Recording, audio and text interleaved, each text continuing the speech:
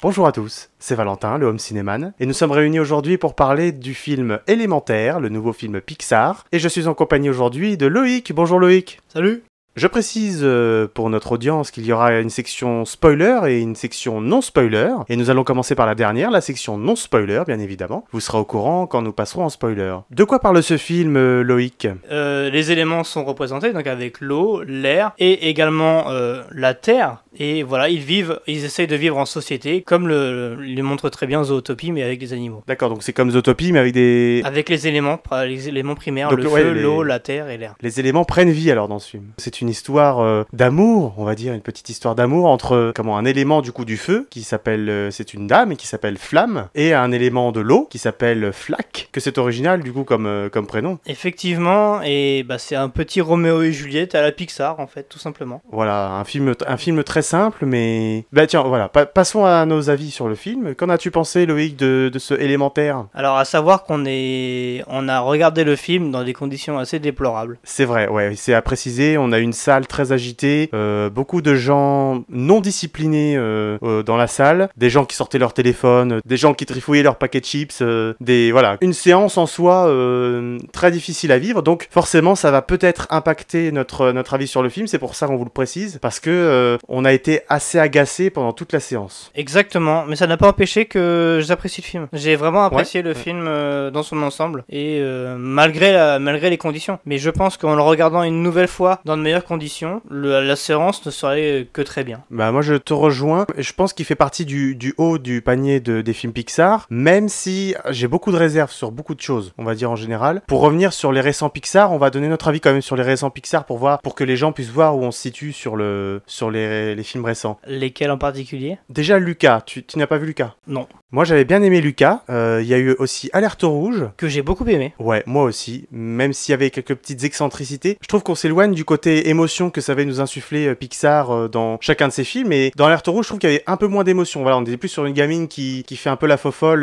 tout le long du film, même si oui, je suis d'accord avec sa mère, sa grand-mère, tout ça, il y avait une petite larmichette à la fin, mais je veux dire voilà, là où certains Pixar avaient la force de nous émouvoir avec de grosses scènes larmoyantes, je pense à Là-haut, à Ratatouille, à Wall-E. Tu vois, là je trouve que les Pixar récents, on est moins là-dessus. Pour le coup, je suis pas forcément d'accord. J'avoue que moi, Alerte Rouge m'a donné quand même pas mal d'émotions, même des frissons parfois, et c'est justement ça qui fait que je l'aime beaucoup, en plus du sujet et la manière dont c'est abordé également. Et on avait aussi, alors avant Alerte Rouge et Luca, il y avait eu Saul aussi en dernier Pixar assez imposant. En fait, c'est là qu'on va rejoindre avec Élémentaire, parce que Saul, il y avait aussi cette espèce de concept un peu dérivé de vice versa aussi. Voilà, on est sur des personnages, sur un univers haut en couleur, avec des personnages incarnés par des âmes. Alors, des âmes pour Saul et des émotions pour vice versa. Et là, c'est les éléments. Donc voilà, on est sur le même type d'univers créé à partir de concepts. Voilà, c'est ça que je cherchais. À savoir que John Lasseter, qui était le patron de Pixar depuis des années, a été licencié pour des choses...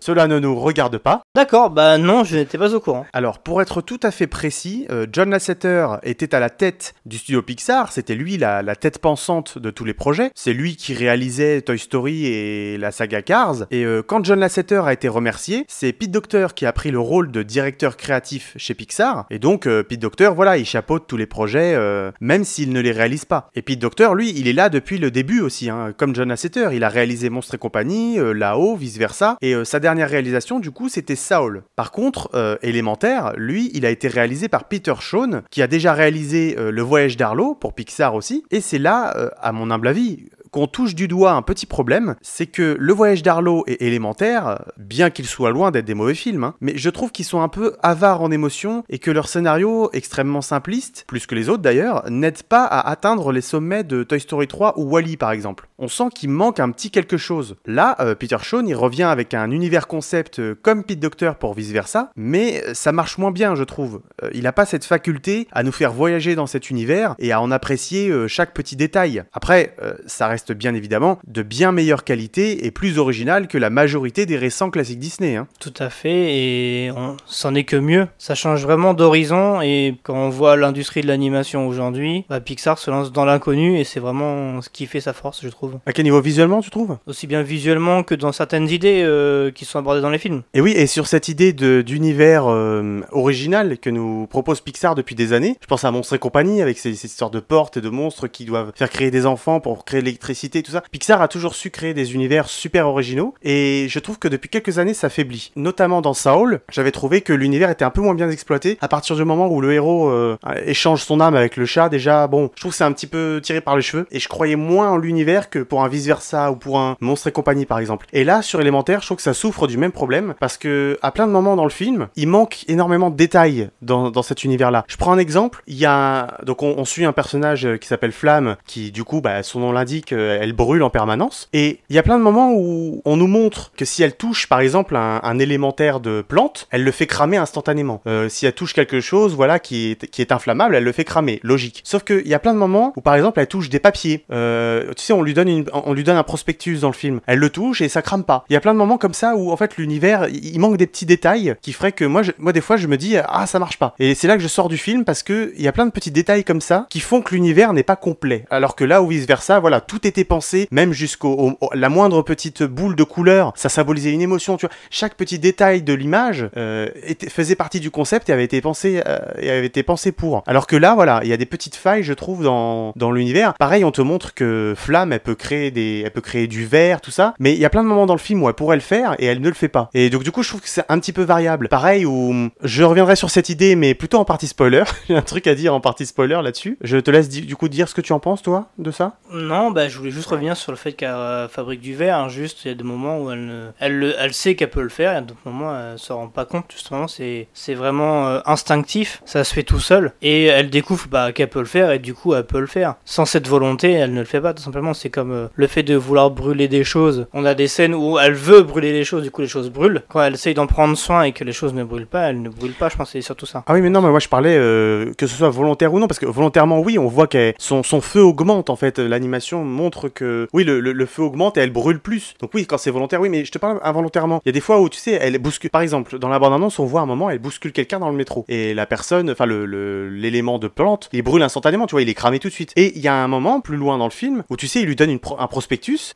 Flack, en fait, quand elle rencontre Flack, c'est pas tellement spoiler, c'est au début du film. Quand elle rencontre Flack, c'est un inspecteur. En fait, dans le film, c'est un inspecteur des égouts, enfin pas des égouts, mais de l'eau et de l'utilisation de l'eau dans la ville. Et du coup, il lui donne un prospectus pour lui dire que le commerce va fermer. Et tu vois, ce prospectus, quand elle le touche, normalement, c'est du papier. Donc c'est de la même matière que le mec du métro, par exemple. C'est du bois. Le papier, c'est du bois. Donc elle devrait non intentionnellement le brûler aussi, si on suit la logique du film. Sauf que bon, ça peut pas marcher, parce qu'elle touche pareil. Dans le film, elle touche énormément d'objets comme ça qui ne brûlent pas, parce que sinon l'histoire peut pas avancer. Mais du coup, voilà, ça fait que moi je crois moins en cet univers-là, qui du coup brûle des choses quand ça l'arrange, et voilà, se sert des éléments de l'eau, par exemple. Voilà, les gens de l'eau, pareil, c'est quand ça leur arrange qu'ils font quelques petites choses. Mais ça, j'y reviendrai dans la partie spoiler, parce qu'il y a un truc que je veux dire là-dessus en spoil. Pour le coup, moi ça me gêne pas justement dans le film, ça m'a pas empêché d'être à fond dedans malgré les circonstances, mais ça m'a pas empêché d'être dans le film en fait, et de bien aimer la séance. Et qu'est-ce que t'as bien aimé du coup dans l'histoire ? Alors déjà, l'animation, j'ai trouvé très originale. Je trouve que c'est une animation plutôt type orientale qu'on peut voir notamment avec des films d'animation japonais ou même chinois. Mais c'est pas des choses qu'on a l'habitude de voir, en tout cas venant de studios américains. Et c'est justement une force, je trouve, qui l'originalité attire toujours. Et ça reste une grande force pour ce film. Et le concept était intéressant, même si comme on l'a expliqué un petit peu avant, ça a déjà été repris un petit peu dans le concept de vivre dans une société avec des... Zootopie, ouais. Oui, ça, comme Zootopie, et moi j'avais beaucoup aimé Zootopie, justement. Oui, moi aussi, ouais. Et voilà, j'aime ce concept-là, en fait, et justement, l'animation, l'histoire aussi m'intéressait, et après, grosso modo, c'est tout, parce que la musique, bon, je suis pas emballé à 100% non plus, mais ça reste quand même, voilà, une belle expérience visuelle. Mais qu'est-ce qui te plaît dans l'histoire ? Parce que ça reste ni plus ni moins qu'un Roméo et Juliette, encore une fois, remixé à une énième sauce. Certes, mais ça n'empêche pas que cette histoire de Roméo et Juliette, elle est quand même, même si on a l'habitude de la voir, on est toujours pris dedans, je trouve. Et justement, le fait d'avoir la touche justement des éléments élémentaire, d'avoir cette touche d'animation rajoute un sacré plus à ce juste Roméo et Juliette. Ouais, pour toi ça varie assez en fait. Exactement. Pour toi il y a assez de variations pour que tu ne vois pas la supercherie, tu te laisses embarquer dans cette histoire-là du coup. Ah, on voit que c'est une histoire type Roméo et Juliette, ouais. Ça on est dedans directement. Mais ça n'empêche pas que l'animation fait vraiment un gros plus. Enfin, moi en tout cas m'a appris directement. Alors c'est vrai que c'est pas animé de la même façon que les autres films Pixar récents, on va dire, comme Buzz l'éclair par exemple, où ça se voulait très réaliste. Là c'est vrai que oui, ils ont trouvé des nouvelles textures pour animer les élémentaires du feu, et on a l'impression en fait que on voit pas le contour des traits, comment dire. On a vraiment l'impression d'avoir affaire à un vrai feu, et comme un vrai feu en fait, on peut pas voir exactement le contour du feu ne se dessine pas très nettement. Et donc je trouve que c'est vrai que c'est bien réussi à ce niveau-là, mais l'animation a un aspect comme si les personnages étaient mal incrustés sur le décor en fond. J'ai l'impression que vu que les contours sont mal dessinés, enfin pas mal dessinés, mais vu qu'ils sont pas très précis, et que le reste du décor, c'est un décor à la Pixar, donc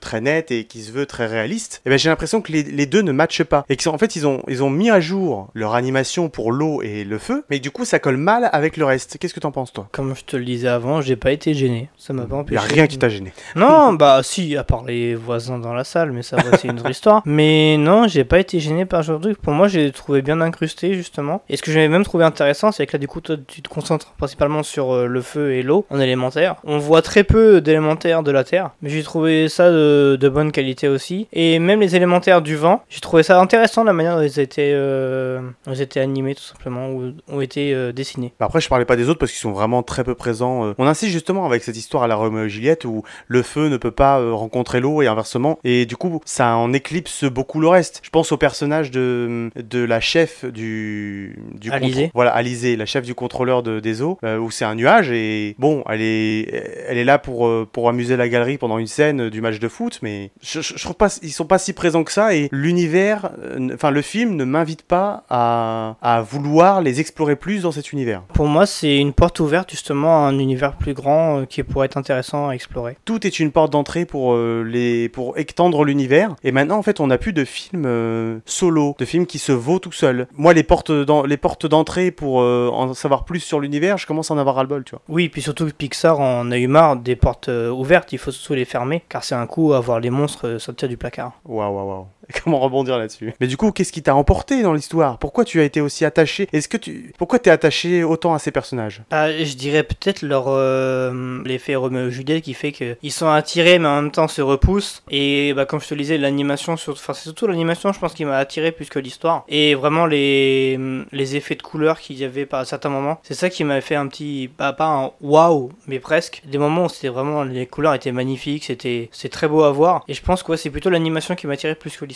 Et donc vous n'êtes pas sans savoir que dans les films Pixar, généralement on essaye de nous tirer la larmichette à la fin. Est-ce que ça a marché pour toi? Non, puis en plus j'ai même la larmichette un peu difficile, donc là j'en ai pas eu. Mais c'est vrai que j'ai eu un petit pincement au cœur malgré tout dans une des scènes finales justement, notamment la scène qui veut te faire pleurer. J'ai eu un petit pincement, pas jusqu'à la larme. Ok, bon on va y revenir tout à l'heure. Le film montre beaucoup aussi l'histoire du père et de la mère de Flamme, qui ont cette histoire où ils ont dû fuir leur pays natal, et ils sont revenus du coup dans cette ville qui leur est hostile puisqu'elle a été conçue pour les éléments de l'eau, et ils ouvrent cette espèce d'épicerie, ouais, de boutique que Flamme doit reprendre plus tard parce que le père, il est fatigué, il est à bout de souffle littéralement, et je trouve que c'est un super aspect du film. Moi j'ai bien été pris dans l'émotion qui se dégage des parents de Flamme, parce que tout le long du film on voit le père dépérir à petit feu. Très bonne blague. Et on le voit souffler des flammes très noires pendant certaines scènes. Moi, ça m'a fait de la peine. Et je trouve, moi, j'étais plus attaché à l'histoire du père parce qu'on a quelques flashbacks aussi sur leur histoire et comment ils ont quitté leur pays et dans quelles conditions. Et moi, j'ai été plus touché par cette histoire-là que finalement l'histoire principale vue et revue des centaines de fois. Après cette histoire du père qui s'en va avec sa femme du coup et qui sacrifie tout pour créer un nouveau chez lui et pour que sa fille se sente bien, etc. J'ai senti ça un peu comme un déjà vu. Je pourrais plus te dire dans quel film ou dans quelle série j'ai déjà vu ça. Ah si, bah moi je peux te le dire. C'est dans La Princesse et la Grenouille. On a la même histoire en fait. Voilà, c'est la petite fille qui veut reprendre le rêve de son père. Tu vois, et, bon, pour Tiana c'est un restaurant, mais pour Flamme c'est une boutique. Et c'est très réminiscent justement de La Princesse et la Grenouille, j'ai trouvé. Enfin, j'ai pensé à plusieurs fois dans le film parce que c'est vraiment ça. Hein. Elle se démène pour reprendre la boutique de son père et elle parle souvent de lui rendre honneur. Et parce que son père s'est sacrifié et elle peut pas se sacrifier au même point. Donc elle a honte et elle a pas envie de le décevoir, tout ça. Et c'est exactement ce que Tiana ressent dans La Princesse et la Grenouille. Bon, à la différence près que son père meurt et donc elle veut rendre hommage à sa mémoire. Là, Flamme, elle veut surtout le rendre fier de son vivant et pas justement qu'il travaille comme un dingue jusqu'à la toute fin comme le père de Tiana. Et voilà, c'est vrai qu'il y a beaucoup de réminiscences entre les deux, j'y ai pensé pendant le film. Oui, et après je pensais pas forcément à La Princesse et la Grenouille, j'avoue que je pourrais pas te donner le titre là comme ça. Mais l'histoire, c'est vrai qu'elle a été saisissante, mais c'est pas ce qui m'a le plus touché non plus pendant le film, j'avoue que j'ai pas, au niveau des émotions, j'en ai eu quelques-unes, des sentiments de joie surtout, et de satisfaction, surtout sur la fin, quand tu sens que finalement le père a eu ce qu'il voulait, elle aussi, et tout est bien dans le meilleur des mondes, tout simplement. Oui, il y a une espèce de morale dans le film où on te dit, tu es destiné à faire ceci, mais rien ne t'oblige à le faire et tu peux vivre ton propre rêve, en gros. Exactement, et comme disait Jean-Jacques Goldman, j'irai au bout de mes rêves. Ce qui rejoint aussi la morale de La Princesse et la Grenouille. Mais moi, ce qui m'a un peu gêné, c'est que ça tourne beaucoup en fait autour d'une simple fuite d'eau. C'est finalement la petite goutte qui fait déborder le vase, le vase justement est la base de l'histoire, et la petite goutte déborde pour en faire notre histoire justement au fur et à mesure, pour en faire un ruisseau, qui est l'amour entre Flamme et Flaque, car l'amour coule de source. Putain, t'es inspiré, toi. Ça voulait rien dire, mais si tu veux le garder, garde-le, c'est avec plaisir que... je sais pas. Mais quelle poésie. Merci. Et d'ailleurs, le film fait beaucoup de jeux de mots. Je sais pas si t'as remarqué. Oui, la traduction, on n'a pas vu en VO, donc on connaît pas les titres, les dialogues originaux. Mais par contre, la VF fait de beaux jeux de mots, je trouve.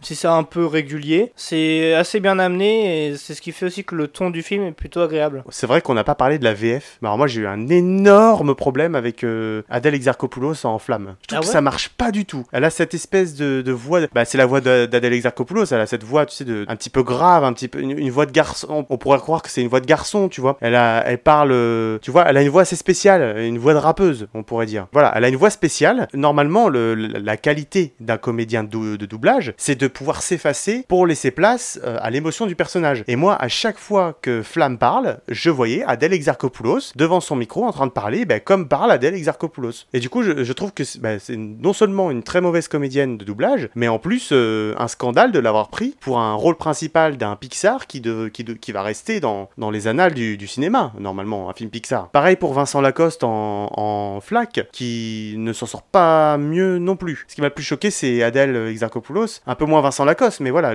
prendre les deux dans les rôles principaux, je trouve que c'est une erreur et c'est vraiment dommage, parce que moi d'habitude j'aime beaucoup les VF de Pixar et là ça m'a fâché. Donc oui, toi tu notes surtout la voix d'Adèle Exarchopoulos en VF. Moi pour le coup, comme je te disais après, je pensais que c'était même Oshi, parce que du coup j'ai pas noté son timbre de voix particulier, mais justement je sentais un peu son timbre de voix à Oshi, et pour le coup j'ai pas remarqué que c'était Adèle Exarchopoulos et que c'était sa voix de base. Donc pour toi la VF elle est nickel. J'ai rien noté de spécial vraiment. Après j'étais pas non plus à noter tous les petits détails comme ça, mais non, mais sans noter la voix précise de la fille. Mais tu trouves que le doublage est bon? Pour moi, ouais, comme ça au premier visionnage, ouais, j'ai pas eu de soucis. Ok, on n'est pas du tout d'accord. Pour résumer du coup notre avis sur l'histoire, moi je dirais que ce qui me gêne, au-delà du fait que ce soit le classique couple qui ne peut pas s'aimer parce que vient de deux mondes différents, c'est que quand même tout l'enjeu tourne autour d'une simple fuite d'eau au final. C'est l'eau qui menace d'éteindre le feu. Comment c'est caricatural et un petit peu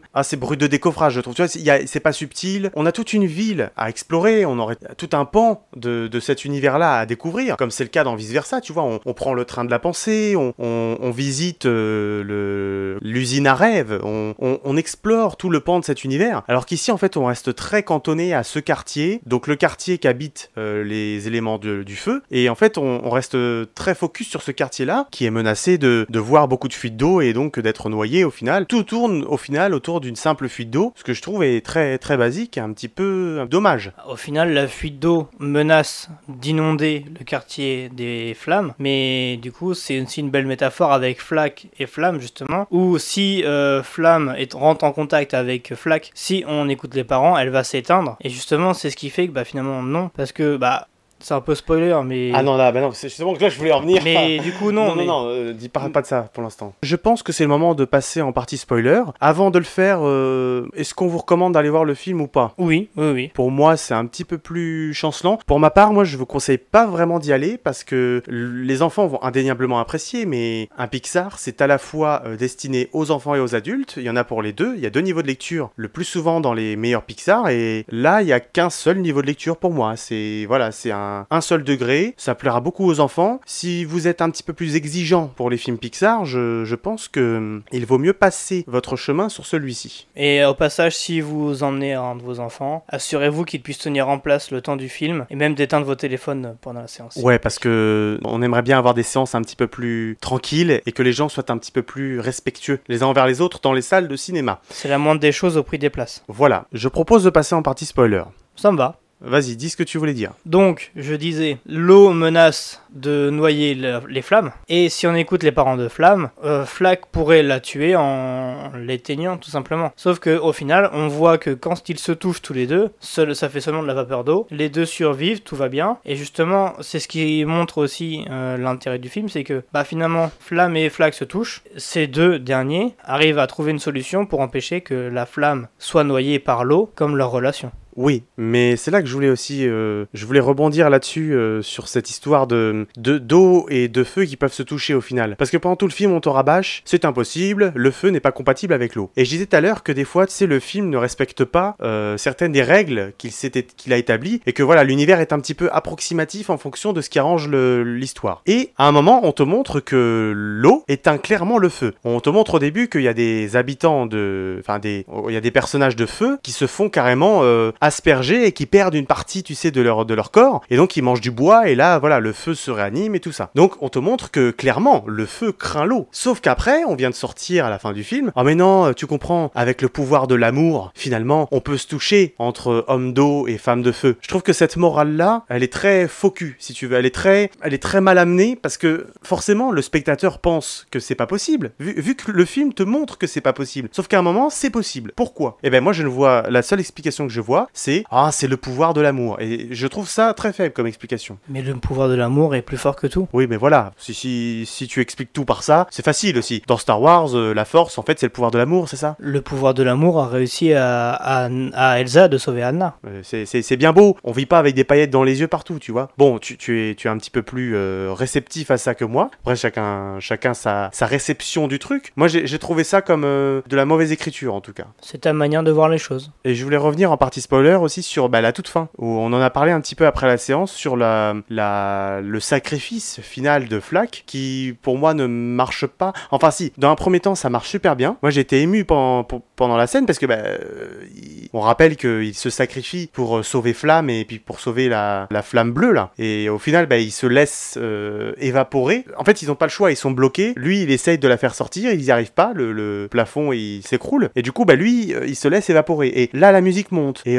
les paroles de Flamme, sont, malgré la VF que je dénonçais tout à l'heure, les paroles de Flamme marchent, et là, la petite larme commence à arriver, tu vois. Toute la scène marche bien, et ça aurait été vraiment au bord du chef-d'œuvre si il ne revenait pas. Et en fait, ils l'ont fait revenir. Finalement, Flack n'est pas mort, il s'est juste un petit peu évaporé, donc on utilise cette espèce d'excuse scénaristique de vas-y, on va le faire pleurer parce qu'il pleure tout le temps, mais l'eau, du coup, elle sort d'où pour le faire revenir ? L'eau, elle revient du plafond alors normalement, l'eau est censée s'être évaporée. Et là, il ressort un peu de nulle part. Du coup, s'il s'est évaporé, il n'a plus d'esprit. D'où il peut entendre qu'on lui parle et il peut pleurer à ce qu'on lui dit, tu vois. C'est vraiment super abstrait le truc, et moi, ça m'a totalement sorti du film, et du coup, ça gâche toute l'émotion de la scène. Eh écoute, là justement, je viens d'y penser en t'écoutant. Ce qui m'a fait rire justement, c'est sa phrase quand il ressort du coup de la jarre une fois qu'elle est remplie, c'est « Votre cheminée a besoin d'être ramonée ». Donc c'est-à-dire qu'elle est obstruée, elle est bloquée. Tout comme le tuyau où il y avait un filtrage au début, où il explique qu'il a été attiré par de l'eau. Il est arrivé dans un tuyau tuyau, il était bloqué à cause du filtre. Et finalement, avec l'explosion que Flamme a produite, il n'y avait plus de filtre et du coup, il est arrivé chez elle. Donc finalement, ça montrait que le filtre bloquait l'eau. On le voit clairement. Oui. Donc ça veut dire que ce qui obstruait la cheminée a bloqué l'eau, c'est-à-dire qu'elle n'a pas pu s'évaporer totalement. Du coup, ça veut dire que malgré tout, il restait présent sous forme de vapeur d'eau ou en tout cas sous forme de gouttelettes qu'on ne voyait pas. Non mais d'accord, mais s'il est présent sous forme de gouttelettes ou de vapeur d'eau qu'on ne voit pas, comment il peut réagir et donc pleurer des larmes qu'il n'a plus? Comment il peut entendre ce que les autres lui disent pour le faire pleurer? Explique-moi. Oui. J'avoue ne pas avoir d'explication. Pour moi, c'est quand même voilà une bonne grosse facilité pour le faire revenir, pour avoir le happy end et que tout se passe à merveille dans le meilleur des mondes, quoi. Et bon, l'histoire est belle au final, mais je trouve que ça gâche toute l'émotion de la scène de le faire revenir et que ça marchait super bien. Voilà, ça a apporté du drame à Flamme qui, pour devoir avancer, devait perdre sa moitié, qui n'était pas. En plus, voilà, le drame venait du fait que voilà son père n'acceptait pas Flack et que du coup, comment il se sentait rejeté par le père et la mère de Flamme. On n'arrêtait pas de lui rabâcher, ouais, t'es pas fait pour être avec les gens du feu, tout ça. Et son sacrifice avait sens. Et moi, j'aurais préféré, voilà, qu'il reste mort ou en tout cas évaporé, tu vois. En plus, c'était une belle fin, voilà, un personnage d'eau qui s'évapore. Enfin, je trouve, voilà, le symbole est là et le faire revenir, c'est vraiment très très dommage. Ouais, limite, elle a pu revenir avec un autre twist. Et justement, il y en avait un que j'avais en tête et j'y ai pensé jusqu'au moment où il le fasse pleurer. J'y ai pensé même qu'il allait se réincarné en élémentaire de vent, tout simplement. Car finalement, pourquoi on pense qu'il meurt? Parce qu'il devient de la vapeur d'eau. Et du coup, comme les nuages qu'on voit justement dans les élémentaires du vent. Donc j'ai même pensé qu'il allait être réincarné en élémentaire du vent, ce qui aurait pu être intéressant. Ah, ça aurait été super intéressant, ouais. C'est vrai, maintenant que tu le dis, ouais, ça aurait permis de le laisser vivant, ça aurait permis de le faire revenir, tout en ayant, voilà, une marque de ce qui s'est passé et des événements, et de ne pas perdre la physicalité du drame. Effectivement, et ça pourrait même créer un cycle au final, avec l'eau qui impacte par exemple l'élément de la terre. Et l'élément de la terre, si jamais il doit brûler, il redevient terre. Mais sauf que si le feu impacte l'élément de l'eau, il devient vent, etc.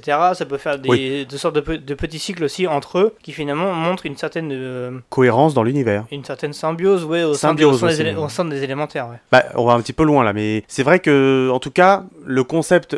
moi, c'est ce que je dis depuis le début, le concept est pas exploité à fond, et il y a des petites failles, voilà, dans l'exploitation de l'univers, et voilà, il y a aussi les défauts habituels d'écriture de Disney, dont j'aimerais noter d'ailleurs un autre élément, c'est que ça sort d'où, ça, la mère de Flamme qui peut sentir l'amour? C'est quoi cette bonne vieille excuse là? Je savais que l'amour rendait aveugle, mais alors que ça qu'on sentait qu'on était amoureux. Ah non mais là, c'est que ça m'est jamais arrivé du coup. Moi quand je vois ça, c'est vraiment une excuse scénaristique en acier métallique là. Pour repréciser, la mère au tout début du film, elle nous sort ça, elle nous dit oh là là, moi je sens l'amour, tout ça. Mais voilà, on a plus l'impression que c'est tourné sous forme de blague. On a l'impression qu'elle nous dit que dans la vie, voilà, elle a plutôt tendance à sentir quand les gens sont amoureux ou pas, mais sentir pas physiquement avec ses narines, sentir voilà avec son cœur. Et voilà, on pense qu'elle a l'impression de voir les gens tomber amoureux ou pas. Et après, on apprend qu'en fait, elle sent littéralement avec son odorat l'amour, et que l'amour a vraiment une odeur. Et ça revient plusieurs fois dans le film. Elle suit sa fille comme ça. Enfin, oh là là, ça c'est très très mauvais. C'est vrai que c'était, ça fait partie justement de cet aspect fantastique et en même temps étrange du film qui attire malgré tout. Je trouve ça certes enfantin, un peu bizarre pour nous, mais je vois par exemple si on se met à la place d'un public plus enfantin, ils vont trouver ça rigolo, ils vont plus apprécier. Ouais, mais je suis pas d'accord parce que les Pixar justement s'adressent à tous les types de publics. C'est à la fois pour les enfants, pour les adultes. Il y a plusieurs niveaux de lecture. Wall-E, il est très divertissant pour les enfants. C'est un petit robot qui fait des pitreries. Il fait des petits bruits. Pareil, quand il parle de Eve, qui fait Eve tout le long du film. Ça, c'est du slapstick, comme on dit. Tu vois, il se casse la binette. Voilà, il fait des petits amusements pour les enfants. Ça, c'est le degré de lecture des enfants. Voilà, Wall-E, il poursuit Eve. Ils sont amoureux, machin. Voilà, les enfants, ils voient ça. Par contre, l'adulte, lui, il se rend compte du message sur la Terre qui est en train d'agoniser, les humains qui ont trop profité de toutes les ressources de la Terre, qui l'ont pollué à mort et qui sont à nouveau dans un vaisseau et qui peuvent plus se déplacer, ils sont sur des sièges volants. Enfin, il y a plusieurs discours dans les Pixar. Et là, je prenais l'exemple de Wall-E, mais ça marche pour tous les Pixar en majorité. Et là, dans Élémentaire, voilà, j'ai plutôt l'impression qu'on est à 90% sur du slapstick et on va viser les enfants. Et pourquoi ne pas considérer ça comme l'instinct maternel. Quand une mère sait que son enfant est amoureux ou qu'il se passe quelque chose, elle le sent, elle le ressent. Ça peut être une manière de voir les choses. Elle sent l'amour de sa fille pour quelqu'un d'autre, et justement ça peut être considéré comme l'instinct maternel qui fait que oh, ma fille elle est bizarre, elle est plus étrange. Même eux ils le notent qu'elle est plus étrange, elle sort plus, elle est un peu plus souriante, etc.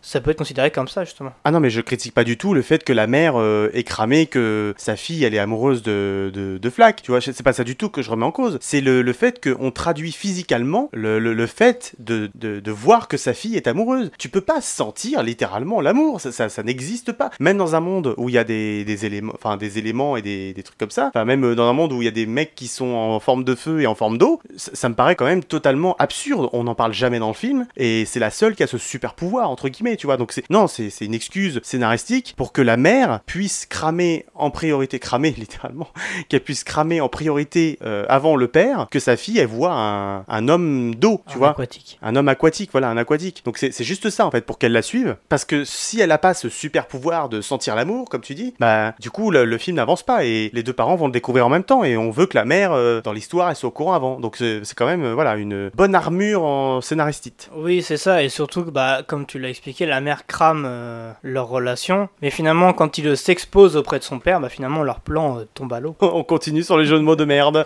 Nous ne l'avons pas dit, mais nous avons participé à la VF justement de l'élémentaire. Non mais par contre c'est vrai qu'il y a une quantité de jeux de mots dans ce film-là. D'ailleurs ça m'a fait penser au vieux Pixar, parce que dans les tout premiers Pixar, donc dans Toy Story, Mille et une pattes et Monstres et compagnie, c'est vrai que les VF, elles avaient énormément de jeux de mots comme ça. Pixar avait un peu perdu ça, et alors là pour le coup Élémentaire revient de manière exponentielle à cette tradition-là. Et c'est même pas lourd. J'ai pas trouvé ça lourd justement, oui. Cet humour-là. Oui c'est vrai, ça passe bien. C'est l'avantage, parce qu'il y a des moments où il y a des fois dans des films, ou même dans des séries, mais surtout des films, en fait on sent que l'humour est vraiment lourd, comme par exemple des films de production Disney, notamment le MCU. Des fois on peut sentir que l'humour des fois est trop, en fait c'est abusé. Là c'est un peu plus subtil, mais c'est vraiment tout ce qu'on, pas tout ce qu'on voulait, tout ce qu'on cherchait, mais finalement ça nous suffit en fait, tout simplement, on n'a pas besoin de plus. Oui, l'humour est bien dosé, ouais c'est vrai. Juste peut-être rajouter que la musique dans le film m'a pas marqué plus que ça. Ouais c'est vrai, c'est très anecdotique, hein.